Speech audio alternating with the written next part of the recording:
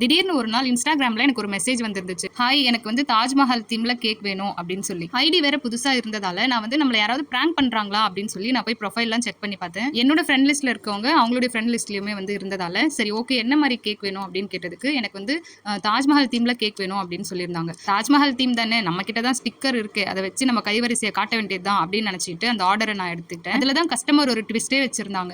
எனக்கு வந்து ஸ்டிக்கர்லாம் வேண்டாம், எனக்கு வந்து ரியல் தாஜ்மஹால் எப்படி இருக்குமோ அதே மாதிரி ஃபாண்டன்ட்ல கேக்கே வந்து தாஜ்மஹால் ஷேப்ல செஞ்சு வேணும் அப்படின்னு கேட்டாங்க. அதை கேட்ட உடனே எனக்கு வந்து அப்படியே தூக்கி வாரி போட்டுடுச்சு.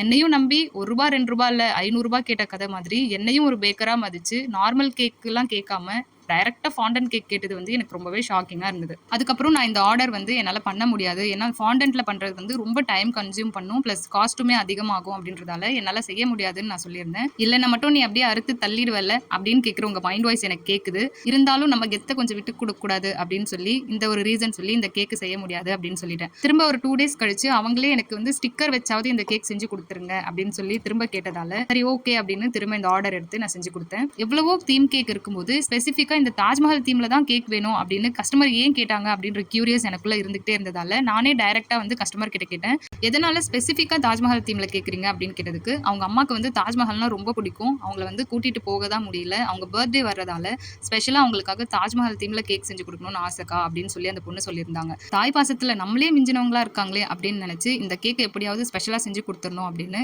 தாஜ்மஹாலை தான் வந்து ரியலா கேக்ல கொண்டு வர முடியல, தாஜ்மஹாலுடைய அந்த ஃப்ரண்ட் வியூ, அந்த ஃபவுண்டைன், மரம் அதெல்லாம் வந்து கிரியேட்டிவா பண்ணலாம் அப்படின்னு சொல்லி இந்த ஃப்ரண்ட்ல இருக்கிற ஃபவுண்டைனுக்கு வந்து ப்ளூ கலர்ல கிளேஸ் வச்சு வாட்டர் மாதிரி கொடுத்துட்டேன். சைட்ல மரத்தை எப்படி நிக்க வைக்கிறது அப்படின்னு தெரியாதால ஒரு 3 ஸ்டிக்ஸ் வச்சு அதுல பைப்பிங் பேக்ல இருந்து அப்படியே கிரீமை கொண்டு வந்தோம்னா மரம் ஷேப்க்கு வந்துரும் அப்படின்னு நம்பிக்கிட்டு நான் வந்து இதை வந்து செஞ்சேன். பார்த்தா ஒவ்வொன்றுமே ஒவ்வொரு மரமும் ஒவ்வொரு ஷேப்ல வந்துருச்சு. ஒன்னு பார்த்தா கேட்டர் பில்லர் மாதிரியும், ஒன்னு பார்த்தா ஹல்குடைய கை மாதிரியும், அந்த மாதிரி ஒவ்வொரு மரமும் ஒவ்வொரு ஷேப்பா வந்துருச்சு. ஃபைனலா அங்கங்க கோல்டன் பால்ஸ், அதுக்கப்புறம் ஹாப்பி பர்த்டே அப்படின்ற மெசேஜ் வந்து கேக்கு மேல பிளேஸ் பண்ணிட்டு இந்த கேக்கை டெலிவர் பண்ணிட்டேன். கேக்கை பார்த்த உடனே கஸ்டமர் அவங்க அம்மா வந்து ரொம்ப ஹாப்பியா ஃபீல் பண்ணாங்க அப்படின்னு சொல்லி கஸ்டமர் எனக்கு ஃபீட்பேக் சென்ட் பண்ணியிருந்தாங்க. இப்போ இந்த வீடியோ பார்த்துட்டு இருக்க உங்கள யாரெல்லாம் தாஜ்மஹால் நேர்ல பார்த்திருக்கீங்க, யாரெல்லாம் என்ன மாதிரியே இந்த மாதிரி போட்டோல கேக்ல தான் பார்த்திருக்கீங்க அப்படின்னு சொல்லி மறக்காம கமெண்ட்ல சொல்லுங்க. இந்த கேக் வீடியோ உங்களுக்கு பிடிச்சிருந்துச்சு அப்படின்னா மறக்காம லைக் பண்ணிட்டு அப்படியே இந்த சேனலை சப்ஸ்கிரைப் பண்ணிக்கோங்க.